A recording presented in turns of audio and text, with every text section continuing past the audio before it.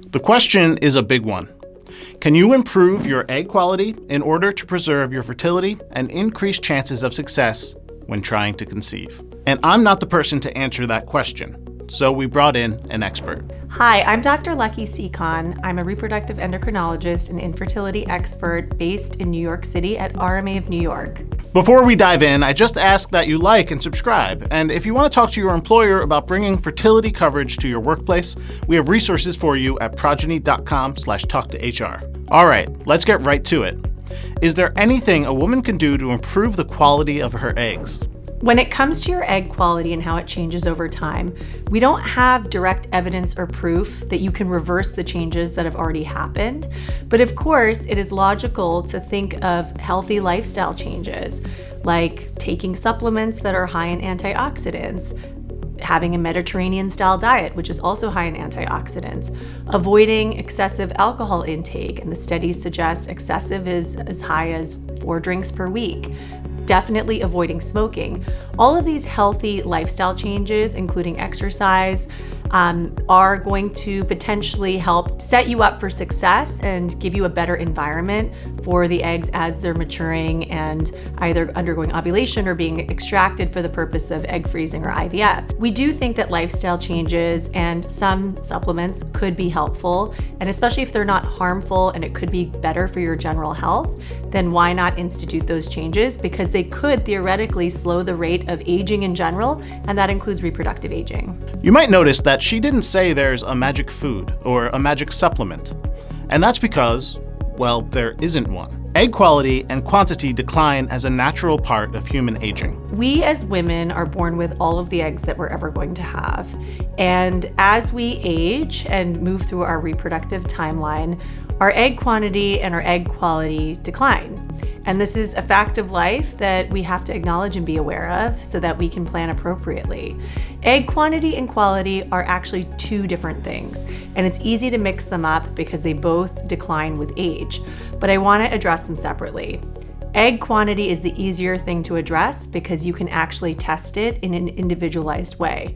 You can do an ultrasound and count how many follicles or eggs have been recruited to the surface of the ovaries in a given cycle. You can also test something in the blood work called AMH, which is also a marker of egg quantity. Knowing your egg quantity is important because if you choose to do things like egg freezing or IVF to freeze embryos or to help you work around infertility and build your family now, all of those technologies are depending on having access to a certain number of eggs.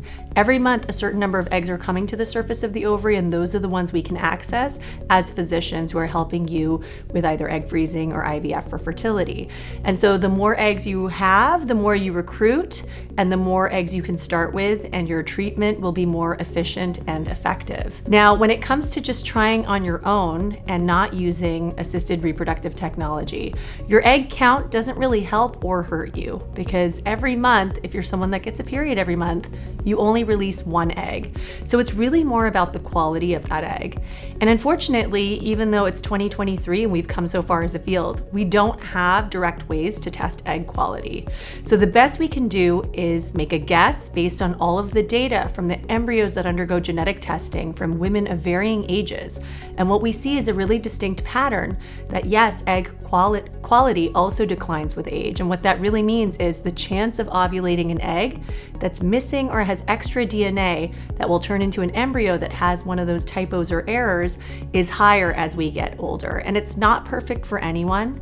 Even in your 20s, when it's as good as it gets, 20 to 25% of embryos coming from your eggs might have these typos or errors, but the large majority are healthy and normal. But as we age, that ratio changes. And I would say at about 37, 38, you hit the 50-50 mark, and above age 38, the odds start to flip in favor of it being more likely that an ovulated egg could result in an unhealthy or genetically imbalanced embryo. So they're really two different things, but they do move together at the same pace in terms of how your fertility changes with age. Okay, so age plays a big role in egg quality, and age is directly connected to time. But there is a way to change that on the egg level. If you were to freeze your eggs at any given moment, the frozen eggs would no longer age as time passed by. Egg freezing is a wonderful technology because what it does is it allows us to harness the fact that we have access to all of these other eggs that have been recruited and are available in a given cycle, and we can stimulate them, mature them, and extract them and freeze them so that they're no longer undergoing aging and metabolism and breakdown over time.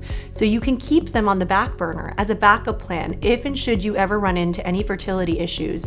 You could say, okay, well, instead of stimulating my ovaries when I'm older and there's less eggs and the quality's maybe not going to be as good, I can dip into the supply of eggs that I froze when I was younger. There's more of them and they're healthier, and it's really helping you get a head start and put your best foot forward to have a successful IVF cycle. So if you're worried about the quality of your eggs over time, it might be wise to seek the help of a fertility expert like Dr. Lucky Sekhon from RMA of New York. And if you want to learn more about Progeny, visit progeny.com/education.